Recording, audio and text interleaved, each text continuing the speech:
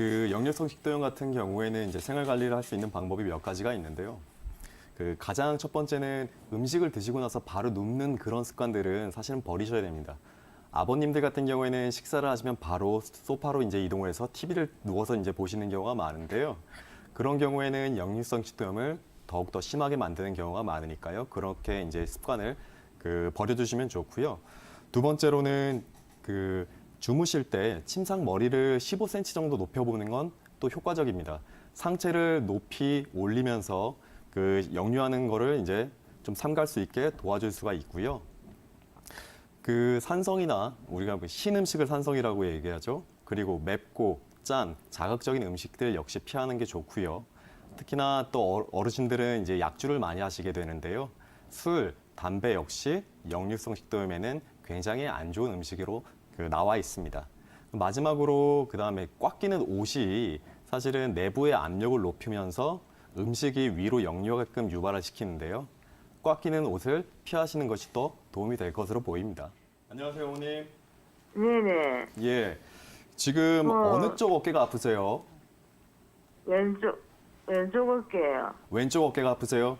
네네. 평소에 밤에 잠을 못 자가지고 진통제를 2알씩 먹고 그렇게 자요. 아, 베개를 하나 끌어안고 잘 정도예요. 저녁에 통증이 심해서 잠을 잘 네네. 수가 없을 정도로 심하다는 말씀이신 거죠? 예, 일하러 가도 조금 이렇게 진통이 심해가지고 쉴 때 좀 눕거나 이러면 예. 팔에 이렇게 어깨에 진통이 와가지고 이게 눕지를 못해요. 그러면 지금 주사랑 양약을 복용하셨다고 하셨는데 그 이후에는 별다른 치료를 받지는 않으셨나요? 네네. 병원을 갔다 온 것도 그럼 다른 병원에 가니까 네. 사진상으로는 네.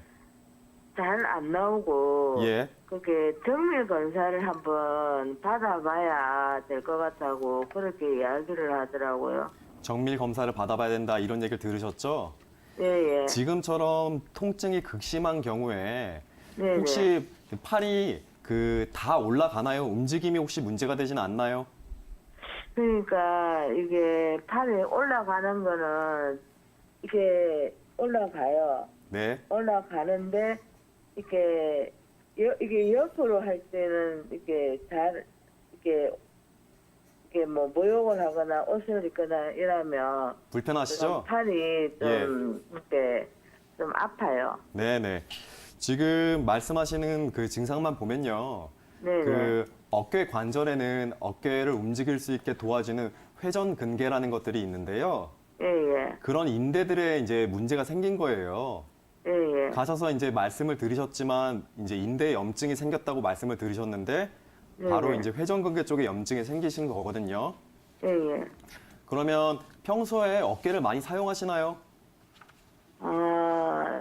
어깨는 그렇게 무리하게 뭐 많이 쓰거나 그러지는 않았어요. 그러진 않으시고요. 네네. 보통 이제 병원에 가니까 예. 어깨 많이 쓰는지 안 쓰는지 묻더라고요. 아, 그렇죠. 예. 보통 이제 어깨를 많이 써서 나타나는 경우가 퇴행성 관절염이라고 얘기하는데요. 네네. 지금처럼 어깨를 많이 쓰지 않았는데도 통증이 나타나는 경우에는요. 근육적인 문제가 같이 오는 경우가 많아요. 예? 근육에 문제가 생기는 경우가 많습니다. 보통은 어깨, 이제 이 위쪽에 이제 승모근이라고 얘기하는데요. 이 위쪽 어깨가 잘 굳으시는 분들이 많아요. 예예. 그러니까 이쪽 근육을 좀 부드럽게 풀어주면 어깨 네. 통증도 확실하게 줄어들 수가 있으니까요. 예예. 어머니 혹시 근처에 혹시 한의원이 있으시면 근육을 풀어주는 침 치료나 약침 치료를 받으시면요. 예. 통증에 있어서 훨씬 더 도움이 되실 걸로 보여요. 근데 정형외과 가니까 예. 약을 이렇게 일주일분 주고 일주일 있다가 다시 오라고 그랬는데 신경외과에서요. 예. 침을 3번 떠주던데요. 예, 예. 이게 신경외과 약만 먹고 정형외과 약은 먹지 말라 하더라고요. 신경외과 약을 먹고 정형외과 약을 먹지 말라고 얘기를 들으셨어요? 네네. 예, 예. 보통 지금 드시는 약 같은 경우에는 염증을 없애주는 이제 이런 약을 드실 텐데요. 네네. 염증을 당장 없애더라도 이 주변에 네네. 있는 근육이나 인대 상태가 좋지 않다면 염증이 재발할 수 있는 가능성이 굉장히 높아요. 네네. 그러니까 제가 말씀드렸던 것처럼 어머니는 그 어깨 주변에 있는 근육이나 인대들을 좀 부드럽게 풀어줄 수 있는 방향으로 뭐 네네. 집에서 할 수 있는 거는 스트레칭이나 마사지를 하셔도 좋으니까요. 네네. 이런 식의 방법으로 천천히 치료해 보시면 통증이 조금씩 줄어가실 겁니다. 그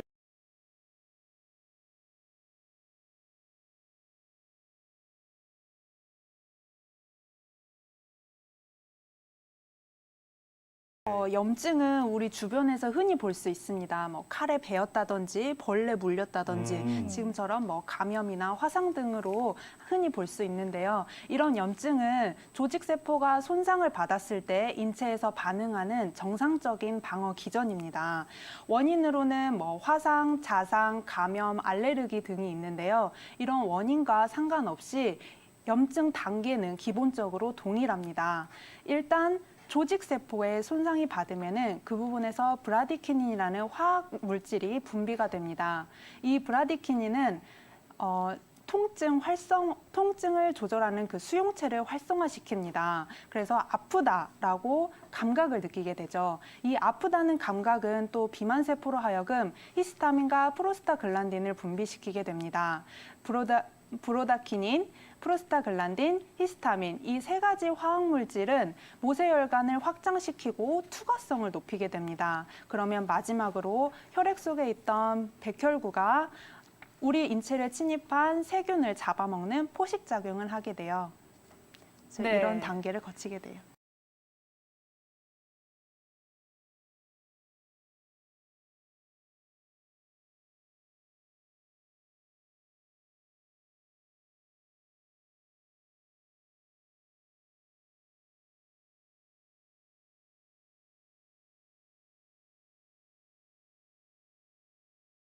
염증을 제어를 하기 위해서는 이 염증을 안정시키는 치료들이 필요하고 수면이라든지 여러 부분들을 꼼꼼하게 체크를 해야 되는데요. 저는 그 중에서도 여성분들이 가장 많이 걸리시는 골반에 생기는 질염이나 방광염을 안정시킬 수 있는 방법에 대해서 말씀을 드릴게요. 네. 이런 염증은 밖에서 세균이나 이런 것들이 들어오는 거를 우리 몸에서 막아내고 밀어내는 힘이 약해서 생기는 거거든요.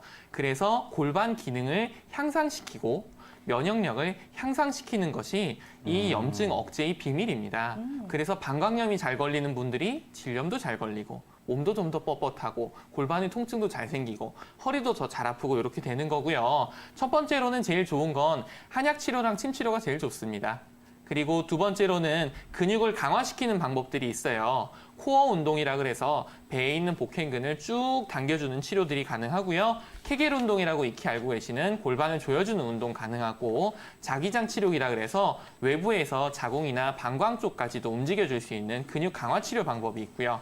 차전자차, 크랜베리 이런 것들도 도움이 굉장히 많이 됩니다. 그리고 여성 요도에 살고 있는 유산균들을 모아서 만든 제품들이 있는데 이런 것들도 먹으면 내려가서 대장 쪽에서 나와서 여성 요도에 생착을 하게 되고 굉장히 안정이 잘 되고 특히 항생제를 오래 드신 분들은 이런 걸로 조절을 꼭 하셔야 됩니다. 이 외에도 수면이나 식생활들을 잘 조정하셔서 염증 없는 세상에서 사셨으면 좋겠습니다.